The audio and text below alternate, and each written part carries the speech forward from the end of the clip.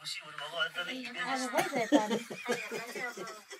यसलाई पोल्नु पर्छ होला कि वाचिमा त खाइदैन खाइन्छ नि वाची अरे कस्तो नाम यार वाची भनेको के हो तिते तिते त्यो त खाने भनेको हाम्रो राई साइड कता गयो हाम्रो गाउँमा चाहिँ अनि तिते खाने पानी छ यसरी पोलेर पोलेर तिते वाचीमा खाने हो पोलेर तिते बनाउनु तिते बनाउनु लोकल कुखुरा खाएर पनि तिते खाइएन नि त अलिकति हैन थोरै यसो एक प्लेट जति चाहिँ यसो त्यो भाइ बनाइदिन सक्नुहुन्छ अहिले भुक्दै गर्दा निकाल्दिनु म लगातार 7-8 घण्टाको यात्रापछि चखेवा पुग्दा झमक्कै साँझ परिसकेको थियो।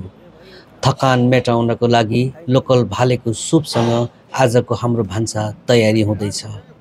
भोलिको पैदल यात्रा त सिँगै बाँकी नै छ। साथीभाइहरूसँगको छोटो भलाकुसारीपछि खाना खाएर सुत्ने तयारीमा सबैजना व्यस्त देखिन्थे। मुन्दुमबाट माथि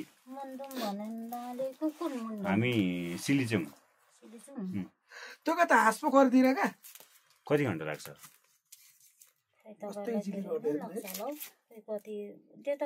तीन दिनमा पुग्छौँ 3 दिनमा एकै दिनमा पुग्नुहुन्छ होला नि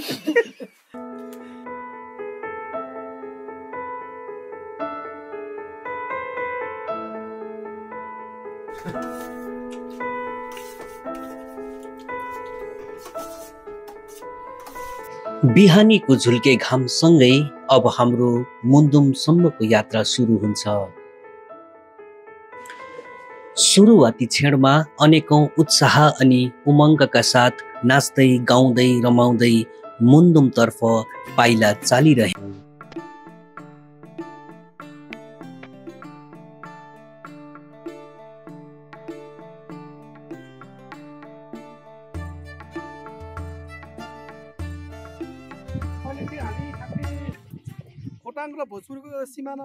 यात्रा धेरै लामो अनि बीचमा कहीँ कतै पसल नभेटिने हुँदा आवश्यक सामग्रीहरू बोकेर हामी मुन्दुम पदमार्गतर्फ अगाडि बढ्यौं।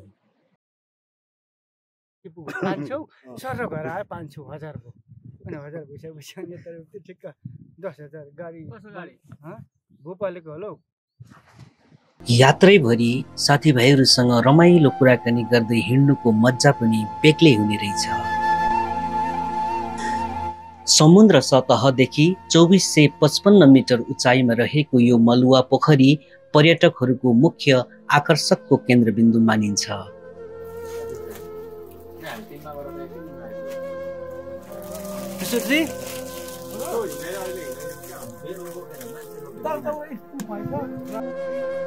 पहिलो चरणको खाजा खाइसकेपछि पुनः हामी अघि बढ्छौं। बाटैभरि भेडा बाख्रा चौरी घोडाहरू देख्दा मनै प्रफुल्ल हुने रहेछ। यो यात्रा चाहिँ अहिले थोरै कठिन भइरहेको छ, तर के गर्ने, यात्रा जति नै कठिन भए पनि यहाँको दृश्य देखेर स्वर्गको अनुभूति नगर्ने त सायदै कोही होला।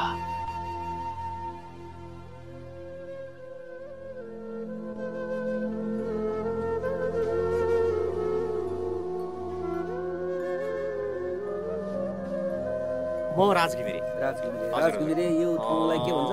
भोजपुर जिल्ला हो। भोजपुर जिल्ला अनि टेम्केमेयु गाउँपालिका, यो चाहिँ दलसिङे भन्छ। ए दलसिङे भन्छ। यो चाहिँ अनि धेरैतिरको जक्सन। हजुर। यहाँदेखि उता देखिएको यो वाबुक छ नि, वाबुक यो किराँत संस्कार अनुसारको बनेको वाबुक। यो वाबुकदेखि उताको यो भोजपुर हो। हजुर। र यो यता खोटाङको साकेला गाउँपालिका, यो चाहिँ टेम्केमेयु गाउँपालिका। टेम्केमेयु गाउँपालिका, यता साकेला गाउँपालिका। हजुर। Thank you sir, thank you, तपाईलाई धन्यवाद। नौलो ठाउँ अनि नयाँ परिवेश हाम्रो लागि चुनौतीपूर्ण भएकोले बाटोमा भेटिएका स्थानीय बासिन्दाहरूसँग थप जानकारी लिनु पनि जरुरी नै थियो।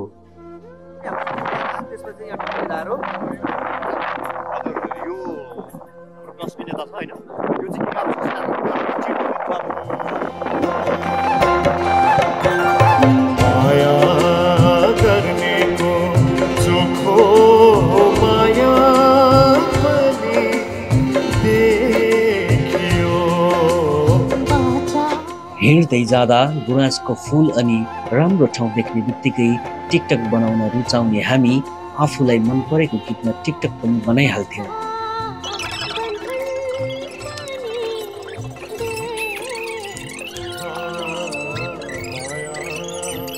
यहाँ धेरै लामो यात्रापछि यो ठाउँमा आइपुग्यो। दाजु यो ठाउँको नाम के हो अरे? तिनथुम्के, जहाँ चाहिँ पानी पनि हामीले यहाँ पाउन सक्छौँ। हेर्नुहोस् 2-3 घन्टाको अविरल यात्रापछि बल्ल पानीको मुहानमा आइपुगिया छ। अकल झुकल भेटिने पैदल यात्रीहरूसँगको रमाइलो भलाकुसारीले झनै आँट र हौसला दिने रहेछ।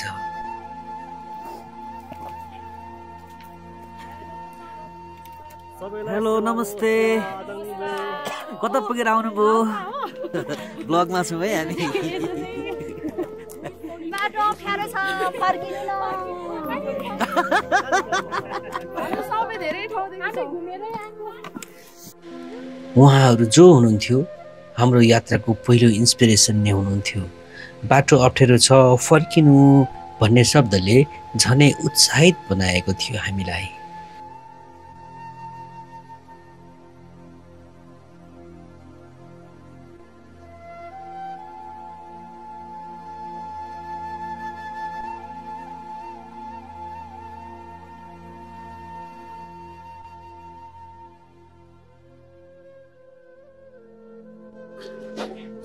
करिब 5 घण्टाको अविरल यात्रापछि भेटिएको एउटा गाउँ जसलाई धोद्रे भनिने रहेछ।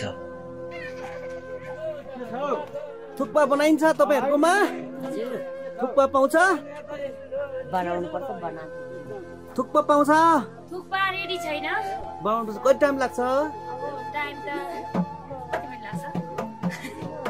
अब पकाउँदै जाँदाखेरि नर्मली अब खै त्यस्तै होला, आधी घण्टा 25-30 मिनेट। ए म सोध्छु ल साथीहरुलाई। गाउँ पुग्ने बित्तिकै हामीले साथमा ल्याएको चाउचाउ बनाउन लगाएर दोस्रो चरणको खाजा खायौँ।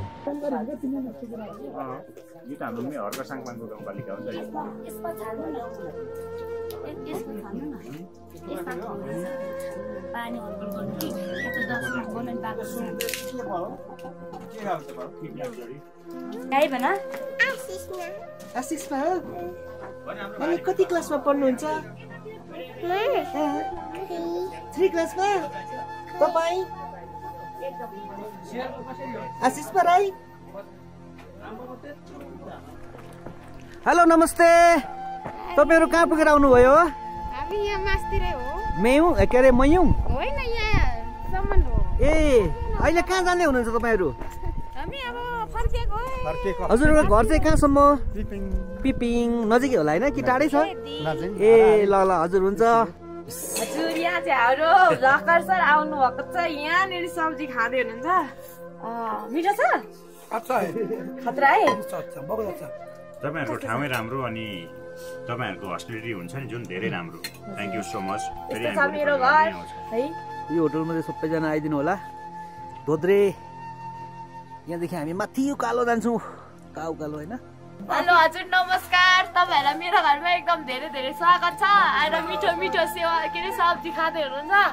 आउँदा बस्नुहोस्, हाँस्दै बस्नुपर्छ। खुसी भएर जानुहोस् है। नाच्नु पनि पर्छ हामी। दाल खाइयो हैन? मुन्डुमा आउँदा जहिले पनि यो घरमा चाहिँ आउनु क्या कस्तो प्लाइटनेस बोली बहिनीहरुको हैन? मन सफा भएको ठाउँ। डाँडैभरि लटरम्म फुलेको गुराँसका फुलहरूसँग खेल्दै जाँदा सयौं घुम्ती काटेको पत्तै पाइएन।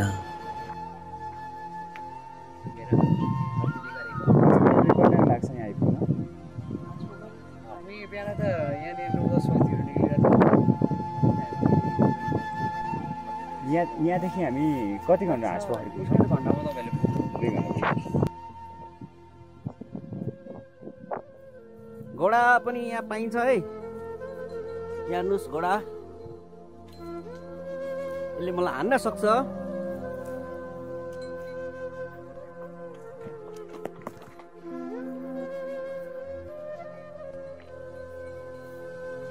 हान्नै आएको होला है यो।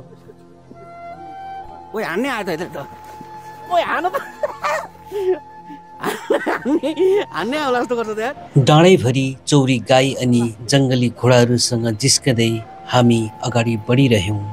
आजको हाम्रो गन्तव्य गोटिस्टे हुनेछ।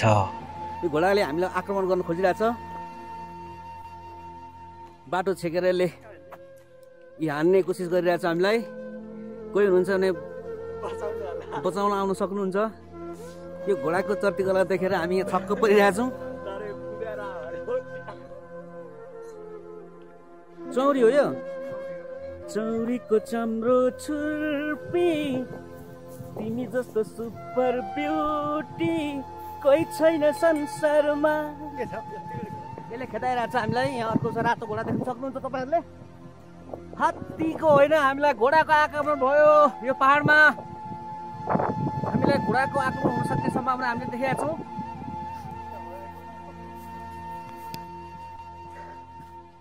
अब राति मोबाइलको टर्च बालेर पर्ने अवस्था आउन सक्छ।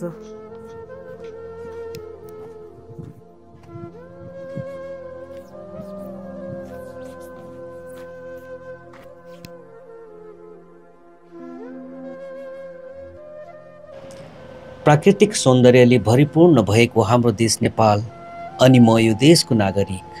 यस्तो मनमोहक दृश्य देख्दा आफूलाई नेपाली हुनुमा गर्व लाग्छ मलाई।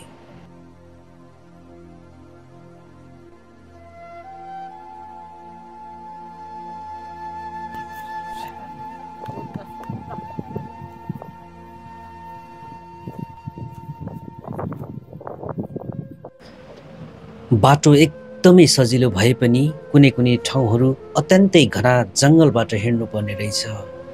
जङ्गली जनावरहरूको आतङ्कमा पर्ने सम्भावना बढी हुने भएकोले हाम्रो टिम यस्तो ठाउँमा हिँड्दा सबैजना एकसाथ भएर हिँड्ने गर्थ्यौँ।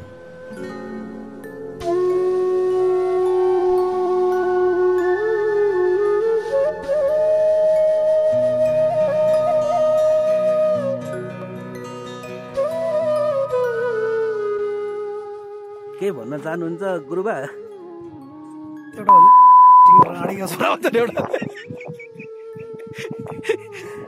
एउटाले मलाई बाबाजी केटी चाहियो भन्छ नि, मलाई केटी दिनु गाडीको छोरा।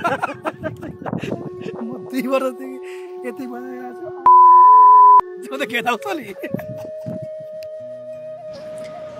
हाम्रो यो यात्रालाई थप हौसला अनि सहयोग दिनलाई हामी सँगै आउनुभएका एकजना भाइ जसको आवाजले सबैजनाको थकानलाई मेटाइदिन्थ्यो। हजार जुनीसम्म खोजी बसे तिमीलाई, माया मेरो युग युगसम्म तिमीलाई दिए तिमीलाई। हेलो नमस्कार, मेरो नाम ध्रुव बुढाथोकी। मेरो घर साकेला गाउँपालिका वडा नम्बर 1 बाँझे चाँडामा पर्दछ। म चाहिँ अहिले 15 वर्ष पुरा पुगेर 16 वर्ष पुगेको छु।